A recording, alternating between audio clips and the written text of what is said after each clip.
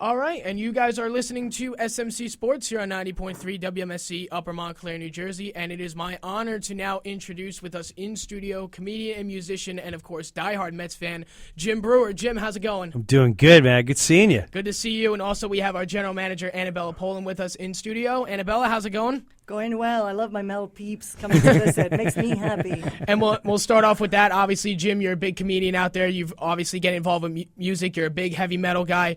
And, of course, you are now releasing your new album, Songs from the Garage, which goes out May 27th.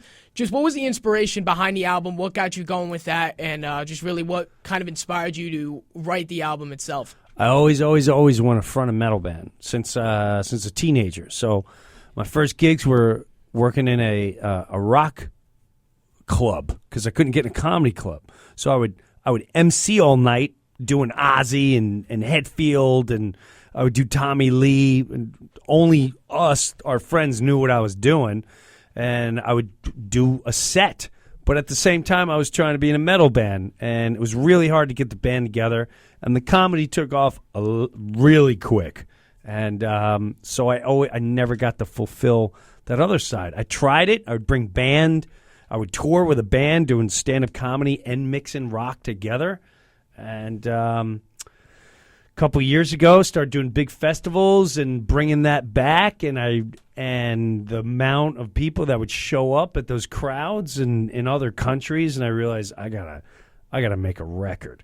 And then I knew I had to make a record that would make sense for me with a lot of passion and only things that people can listen to. I can't sing about death, horror, and blood raining, and that's just not me. But I can sing about raising teenage girls and thrashing and stuff like that. So Right. that's where it took a while, but I finally pulled it off. And you just mentioned a couple of festivals that you played with your band, Breuer and the Loud and Rowdy. Multiple shows in the past few years. You played with festivals, German Metal Fest, Metallica's Orient Festival. Just what was it like to play at all of those with your band?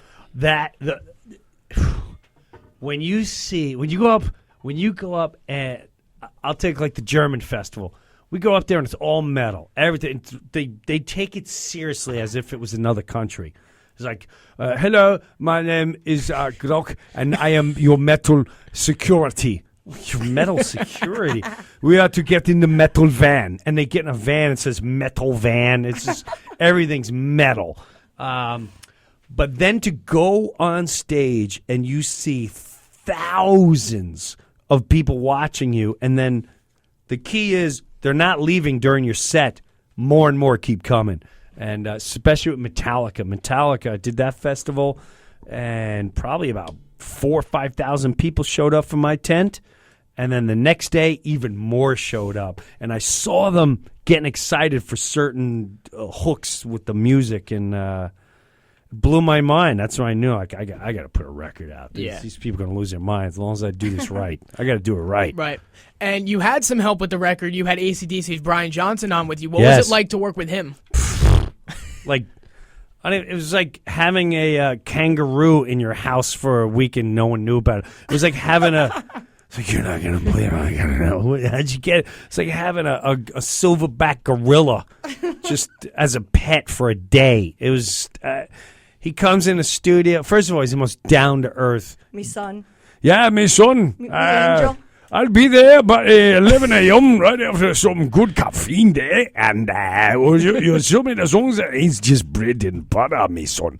And he sings he recorded in a boardroom. He would not go in the studio. He doesn't wear headphones. He stands with a microphone, listening to two speakers with everyone around. He's like, I like the boys to be in a room so it sounds like I'm in concert, me son.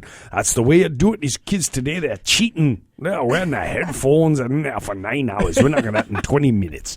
And it was like watching a legend. I felt like I was watching Mick Jagger or a McCartney, just from a different time era. And when he sings on this, it is powerful. I think, and what I hope people are going to get out of it, now that he's not touring with AC/DC or whatever's going on there, I think the world will go, wow, there's a demand for Brian Johnson. Wow. Whether it's going back with AC/DC and they use him, or he goes off and starts doing stuff because it's a powerhouse song. He's a monster on this song. And, of course, the album debuts May 27th. Is there any plans to go on tour, make music videos? Do you guys have plans in place for that later in the future? We have 2 videos already coming out. It'll come out 2 weeks before the release. One's called Thrash. And I saw a preview, and it's so awesome. Well, it's another thing. Part of the music, too, is everything in my head is very visual. The album's very visual. Every song is almost a great story for you to go by. So, thank you. No, it was amazing. Is this your house, or do you want you? It's my house. It's your house. It's your house. I don't care. I was going to ask that too. I was like, I didn't know where you did all this. He's in his house. His wife and kids leave, and he's on his own. And it's like a dad's dream, right? It's a dad's dream. My wife and kids are gone. I discover they're gone, and then I head to my garage and I invite 150 people in my garage to thrash until they get home. And then he's trying to kick them out. And now the garage doors, because she just told me she's coming back, and I got to get everyone out in 5 seconds. And also a surprise in it is my neighbor is Ozzy Osbourne. Really? And then, he's trying to escape from Sharon. He doesn't want to go shopping with Sharon. I do want to go shopping with Sharon. I want to go next door and thrash with Jim. Why would I want to go shopping, Sharon? Come on, don't you have enough shoes? Oh, my God. And I wanted to ask you this question from one diehard Mets fan to another. By the way, you'll like this. Okay. The day the album comes out, I'm throwing the first pitch at Citi Field. Wow. Mets versus Dodgers, Friday night. Nice. Actually, we could transition to that in just a second, but I wanted to know, the recap videos, they started picking up a lot of steam last year. Yeah. What was the motivation behind the recap videos? You know, what really... Here's what happened. I'll tell you the whole shabiggle. I am not a social media guy. You wouldn't know that now, but February of last year, right before the season started, someone came along and said, you know what, I work for Facebook, and your crowd is Facebook, and you need to put a video out every day. Well, I'm not doing that. Well, you need to Twitter. I'm not doing it. It's stupid. I'm not doing it. Well, you should think about it. People know you as a regular guy, and they feel they can relate to you. So I made some videos, and I'm like, oh, this is interesting. I made a video of my wife and kids, and 30,000 people watched it. Huh, okay. And that would go on. And then, now, at that time, too, I'm not going to bring in a downer. We're going to go up. Trust the story here. My wife was going through her second round of cancer, and she was going through chemotherapy. And she came, one of the days was chemo day, and she's sitting there in the kitchen. Like she had barely enough energy to lift her head. And she's watching me watch the Mets opening game against the Nationals. It was Bartola Colon versus Big Bad Max Scherzer. Who they just spent $50 billion, and the Nats are the team to beat. And Bartolo pitched toe-to-toe. The Mets had a no-hit. They had no hits until the 7th inning. Right. And I watched that game like it was the 7th game of the World Series, and we just won it. And it was the 8th inning. We took the lead, and I turned to my wife with no energy. You know, her hair's out, and people stare at her like she's an alien. Like, what's wrong with that person? She's got no hair. What's going on over here? Why is she gray? Is she an alien? What's going on? And we can laugh at it now. Yeah. Right. And she has a smirk on her face, and she's trying to giggle. She's like, I said, what's so funny? She went, and she lifted her finger, and she went, this is what you should do videos on. You should make a recap after every Mets game. Your fans will love this. I went, I don't have all Mets fans. She goes, it doesn't matter. Just your passion for this is so exciting to watch. She's like, you got me wanting to root for this. And that is honestly how it really. And I said, every game?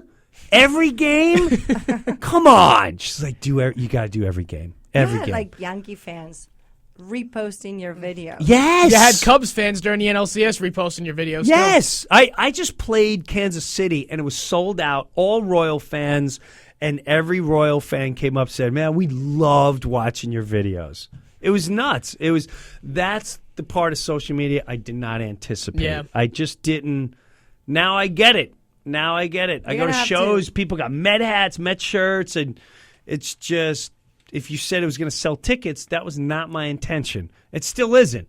I hope this year could be as fun as last year. I hope so. So I'm even with my videos. I started from game one, but the hardcore fans are still there. But it's just a different vibe this year. Yeah, I don't want it to be forced. Right. My last question is a two-part question. I remember your one recap after Game 4 against the Cubs. It was right before it was over. It was the 8th inning recap, and you were like, Cubs fans, do not watch the recap tonight. I warned them. Yeah. I still had a few that really won in my head, and they were like, there was one person who went, we're starting a petition, you can never work here. I said, you know what? I'm going to book the house across the street from you and sell it out. Shut up, you dummy. So when the Mets won the National League pennant last year, what was it like for you specifically, just as a diehard Mets fan, just to finally see it? And what do you think the team can do differently this year to get back to the World Series? Because I have them winning it. And finally, I have them winning it. And finally winning the World Series again. Watching them this week and seeing what Sandy did with the team, watching them the first week, I went, all right, the pitching's there. The pitching's going to work. But these guys better start hitting. They better start doing something.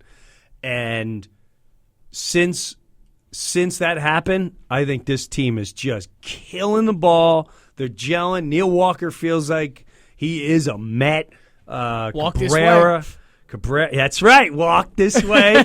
Cabrera last night. Duda, clutch maybe on the way back. He showed up, came out from under the bed, and I expect nothing less but the World Series. Nothing less. Absolutely. Jim, I want to thank you for joining us here at WMSC. On behalf of all of us, thank you for visiting. We hope to talk to you soon. Thank you. Absolutely.